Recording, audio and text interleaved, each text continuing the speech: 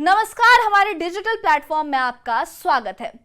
आज हम एक ऐसी खबर की बात करेंगे जो पूरी दुनिया को हलचल मचा रही है। पूरी दुनिया में अमेरिका के राष्ट्रपति डोनाल्ड ट्रंप ने हाल ही में 12 देशों के नागरिकों के लिए अमेरिका के दरवाजे जो है वो पूरी तरह से बंद कर दिए हैं। जी हां, अब उन्हें अमेरिका आने की इजाजत नहीं है।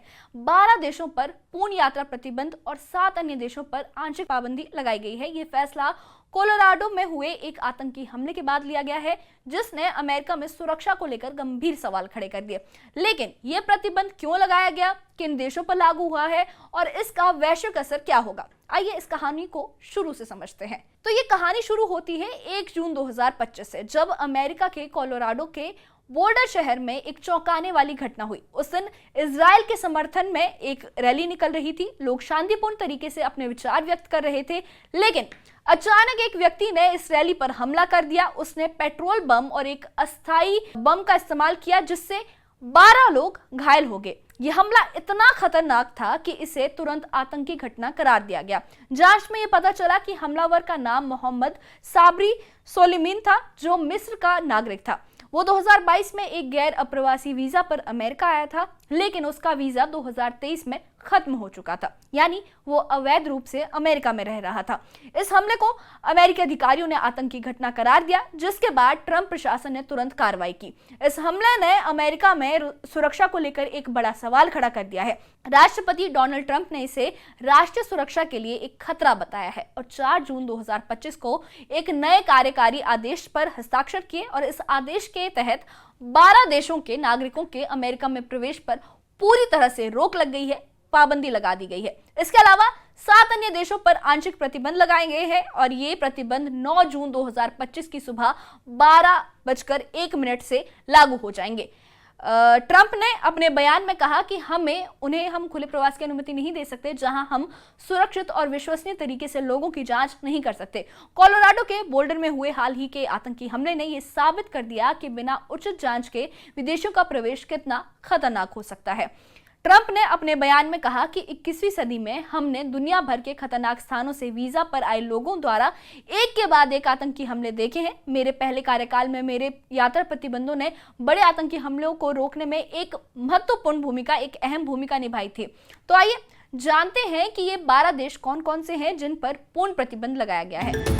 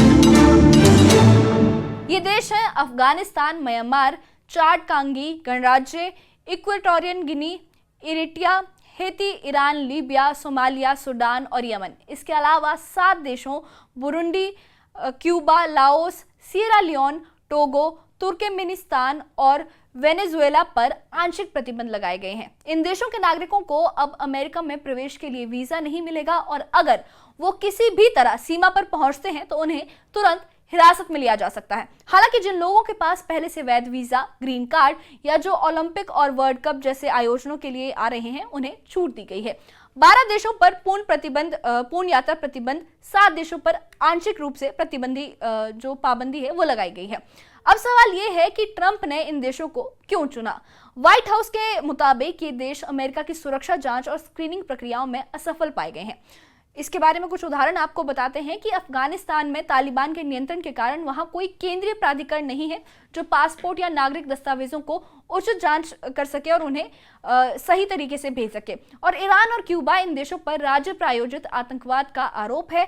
चाड और एरिट्रिया पर इन देशों में वीजा ओवरस्टे की दर बहुत ज्यादा है। जैसे चाड में 49.54% और एरिट्रिया में 55.43%। और म्यांमार, वहां के नागरिकों की वीजा ओवरस्टे दरें भी चिंताजनक है और अमेरिका के साथ सहयोग की कमी भी है। ट्रंप ने कहा कि ये प्रतिबंध राष्ट्रीय सुरक्षा, विदेश नीति और आतंकवाद विरोधी लक्ष्यों को ध्यान में रखकर लगाया गया है। उनका कहना है कि ये कदम अमेरिका को उन लोगों से बचाएगा जो देश के लिए खतरा बन सकते हैं। ये पहली बार नहीं है जब ट्रंप ने कोई ऐसा कदम उठाया है। इससे पहले अपने पहले कार्यकाल में जनवरी 2017 में उन्होंने 7 मुस्लिम बहुल देशों Iran, Iraq, Libya, Somalia, Sudan, Syria और यमन पर यात्रा प्रतिबंध लगाया था। उस समय इसे मुस्लिम बैन कहा गया और इसकी उस टाइम पे बहुत ज्यादा आलोचना भी हुई थी। कई लोगों ने इसे मुस्लिम विरोधी पूर्वाग्रह पर आधारित बताया था, लेकिन ट्रंप ने इसे राष्ट्रीय सुरक्षा के लिए जरूरी ठहराया। 2018 में अमेरिकी सुप्रीम कोर्ट ने इस प्रतिबंध को मंजूरी दी थी और इस बार भी ये प्रतिबंध विवादों में है। कुछ विशेषज्ञों जैसे रक्षा विशेषज्ञ ब्रह्मचलानी ने सवाल उठाए हैं कि आतंकवाद के लिए कुख्यात पाकिस्तान को इस सूची से बाहर क्यों रखा गया है। उन्होंने इसे अमेरिका की दोहरी नीति का उदाहरण बताया है। इस प्रतिबंध का वैश्विक स्तर पर क्या असर होगा? सबसे पहले, इन 12 देशों के नागरिकों के लिए अमेरिका के दरवाजे पूरी तरह से अब बंद हो गए हैं। इससे उनके व्यापार, शिक्षा और पर्यटन पर बड़ा प्रभाव पड़ सकता है। 7 अन्य देशों के नागरिकों को कड़ी जांच और विशेष शर्तों का सामना करना पड़ेगा, जिससे ऐसे भी वीजा मिलना और वहां पे एंट्री मिलना बहुत मुश्किल या ना के बराबर हो जाएगा। इसके अलावा ये प्रतिबंध अंतर्राष्ट्रीय संबंधों पर भी असर डाल सकते हैं। उदाहरण के लिए आपको अगर बताएं तो ईरान और क्यूबा जैसे देशों के साथ अमेरिका के पहले से ही तनावपूर्ण रिश्ते हैं और वो और भी ज्यादा खराब हो सकते हैं। कुछ लोग इसे मानवाधिकारों का उल्लंघन भी मान रहे हैं, क्योंकि ये पूरे देशों के नागरिकों को सामान्य रूप से अपराधी की तरह देखता है। व्हाइट हाउस की प्रवक्ता एबिगेल जैक्सन ने कहा कि राष्ट्रपति ट्रंप ने अपना वादा निभाया है कि वो खतरनाक विदेशी तत्वों से अमेरिका की और अमेरिकियों की रक्षा करेंगे। हैरान की बात यह है कि इस सूची में भारत का कोई पड़ोसी देश जैसे पाकिस्तान शामिल नहीं है। ये तब है जब पाकिस्तान पर अक्सर आतंकवाद को समर्थन देने के आरोप लगते हैं। रक्षा विशेषज्ञों का कहना है कि ये ट्रंप प्रशासन की रणनीति का हिस्सा हो सकता है, क्योंकि अमेरिका और पाकिस्तान के बीच कुछ सामरिक सहयोग है। भारत ने इस प्रतिबंध पर अभी तक कोई आधिकारिक टिप्पणी नहीं की है, लेकिन कांग्रेस सांसद शशि थरूर ने कोलोराडो हमले की निंदा करते हुए कहा कि भारत और अमेरिका जैसे देशों में आतंकवाद के लिए कोई जगह नहीं है। तो ये था डोनाल्ड ट्रंप के नई यात्रा प्रतिबंध का पूरा विश्लेषण। कोलोराडो हमले के बाद लिया गया ये फैसला राष्ट्रीय सुरक्षा को मजबूत करने की दिशा में एक बड़ा कदम हो सकता है, लेकिन सवाल ये भी उठता है कि क्या ये प्रतिबंध सभी देशों के साथ समान व्यवहार करता है? क्या ये मानवाधिकारों का उल्लंघन करता है या वास्तव में ये अमेरिका की सुरक्षा के लिए जरूरी है?